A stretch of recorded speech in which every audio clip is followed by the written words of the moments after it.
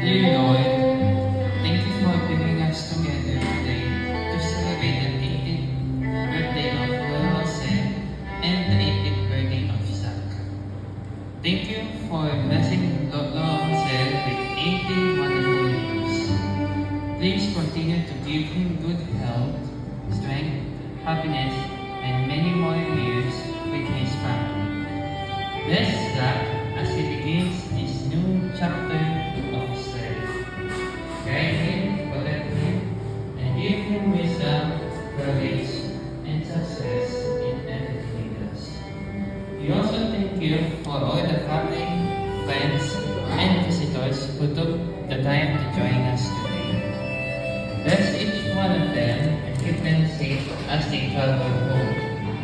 Lord, we ask you that you bless this whole celebration, that everything goes smoothly and successfully, and may this gathering be filled with joy, laughter, love, and beautiful memories.